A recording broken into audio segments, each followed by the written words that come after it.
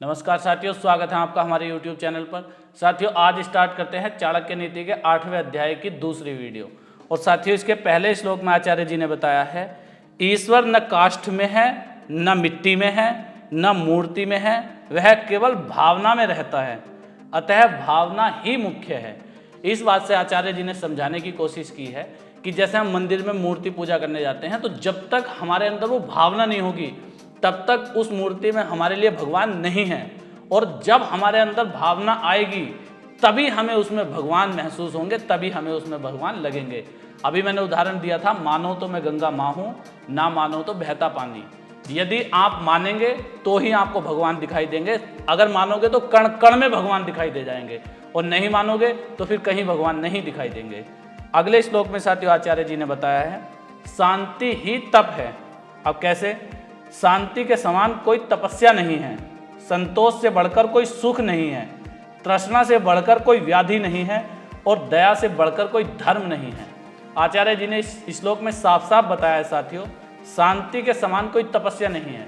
अगर इंसान ने अपने अंदर शांति महसूस की या आसपास शांति महसूस की, तो इससे बड़ी और कोई तपस्या हो ही नहीं सकती। और संतोष से बढ़कर कोई सुख नहीं है। यदि कहते ना, यदि सुख चाहते हो तो जितना आपके पास है उसी में संतोष करना सीख लो। और साथियों, तृष्णा से बढ़कर कोई व्याधि नहीं है। साथियों, तृष्णा कहते हैं ज्यादा पाने की इच्छा, ज्यादा की लालसा, तो इससे बढ़कर कोई व्याधि नहीं। जब तक इंसान को बहुत ज्यादा की चाहना होगी कि मेरे पास बहुत ज्यादा होना चाहिए, तब तक वो व्याधि में ही रहेगा, परेशान रहेगा। और अंत में बताया है, दया से बढ़कर कोई धर्म नहीं है। दुनिया भर के धर्म अगर आप ना करो और दया करनी सीख लो, तो इससे ज्यादा धर्म साथियों नहीं बताया गया। अगले श्लोक में आचार्य जी ने बताया है, संतोष बड़ी चीज है। कैसे? क्रोध यमराज है, तृष्णा वैतरणी नदी है, विद्या कामधेनु है, और संतोष नंदन वन है।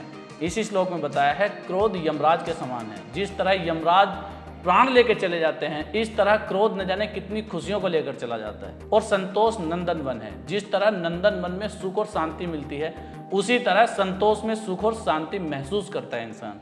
अगले श्लोक में साथियों आचार्य जी ने बताया है, इनसे शोभा बढ़ती है। किनसे? गुण रूप की शोभा बढ़ाते हैं, शील स्वभाव कुल की शोभा बढ़ाता है, सिद्धि विद्या की शोभा बढ़ाती है, और भोग करना धन की शोभा बढ़ाता है। अर्थात गुण रूप की शोभा बढ़ाता है। यदि इंसान रूपवान है या रूपवान नहीं है, और यदि उसके अंदर गुण है तो उसकी शोभा बढ़ जाएगी। और शील स्वभाव कुल की शोभा बढ़ाता है। साथियों, आपके शीलता से आपकी कुल की शोभा बढ़ती है। और सिद्धि विद्या की शोभा बढ़ाती है। सिद्धि यानी रिजल्ट, यानी नतीजे, ये विद्या की शोभा बढ़ाते हैं। और भोग करना धन की शोभा बढ़ाता है। इस बात से आचार्य जी ने समझाया है कि धन को इकट्ठा करके नहीं रखना चाहिए, उसका उपयोग करना चाहिए। अपने इस्तेमाल में ले लो या दान में दे दो या कुछ भी करो, धन का उपयोग करते रहना चाहिए। धन का सर्कल घूमता रहना चाहिए। अगले श्लोक में साथियों आचार्य जी ने बताया है, दुर्गुण सद्गुणों को खा जाते हैं। कैसे खा जाते हैं? गुणहीन का रूप, दुराचारी का कुल तथा अयोग्य व्यक्ति की विद्या नष्ट हो जाती है। धन का भोग न करने वाले का धन नष्ट हो जाता है। यानी गुणहीन का रूप नष्ट हो जाता है। अगर वो कितना ही रूपवान है और उसके अंदर गुण नहीं है, तो वो रूप उसका किसी काम का नहीं। दुराचारी का कुल, कोई कितने ही अच्छे कुल का व्यक्ति हो, कितने ही अच्छे घर परिवार का व्यक्ति हो, और वो दुराचरण करता है, उसके आचरण गलत हैं, तो उसकी वजह से उसके सारे कुल की मान और मर्यादा नष्ट हो जाती है। अयोग्य व्यक्ति की विद्या नष्ट हो जाती है, और धन का भोग न करने वाले का धन नष्ट हो जाता है। साथियों, मैंने कल आपको वीडियो में बताया था कि धन के 3 प्रयोग बताए गए हैं। एक तो इस्तेमाल, अपने लिए इस्तेमाल कर लो, या फिर दान कर दो, या फिर वो अपने आप नष्ट हो जाता है, स्वतः नष्ट हो जाता है धन।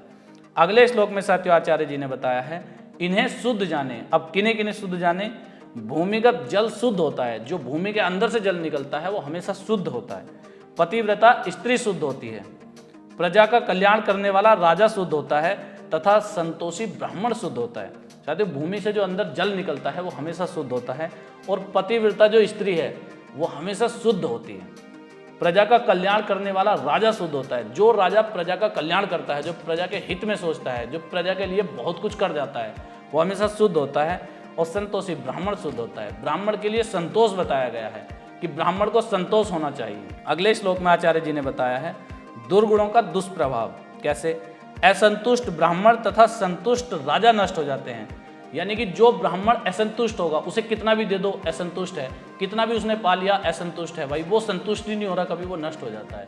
इसी तरह राजा, जो राजा संतुष्ट हो गया कि भाई मेरी सीमा यहाँ तक है, मेरे पास इतना धन धान्य है, बस अब मैं संतुष्ट हूँ, तो वो राजा नष्ट हो जाता है। राजा की इच्छा होनी चाहिए कि मैं और अपना राज्य का विस्तार करता चला जाऊँ, और ब्राह्मण के अंदर वो गुण होना चाहिए जितना उसे मिल गया उसी में संतुष्ट हो गया। लज्जा करने वाली वेश्या तथा निर्लज्ज कुलीन घर की बहू नष्ट हो जाती है। साथियों, बताया है कि अगर कोई वेश्या लज्जा करेगी तो वो नष्ट हो जाएगी, और जो कुलीन बहू, अच्छे कुल की बहू या बेटी अगर निर्लज्ज रहेगी तो वो नष्ट हो जाएगी। इसी तरह अगले श्लोक में साथियों आचार्य जी ने बताया है, विद्वान सब जगह पूजा जाता है। जैसे विद्याहीन होने पर विशाल कुल का क्या मतलब? अगर विद्याहीन है और कुल चाहे कितना बड़ा है उसका कोई महत्व नहीं दिया जाता। आपकी विद्या कैसी है, आपके अंदर ज्ञान कितना है, ये महत्वपूर्ण है, ना कि आप किस कुल के हो, किस परिवार के हो, किस क्षेत्र के हो, ये महत्वपूर्ण नहीं है। विद्वान नीच कुल का भी हो तो भी देवताओं के समान पूजा जाता है। यानी कि विद्वान हो वो चाहे कैसे ही हो, किसी भी घराने का हो, कि कैसी भी उसकी आर्थिक स्थिति हो, कैसा भी उनका बैकग्राउंड रहा हो, वो हमेशा पूजनीय है। अगले श्लोक में साथियों आचार्य जी ने बताया है, विद्वान की लोक में प्रशंसा होती है, विद्वान को सर्वत्र गौरव मिलता है, विद्या से सब कुछ प्राप्त किया जाता है, विद्या की सर्वत्र पूजा होती है।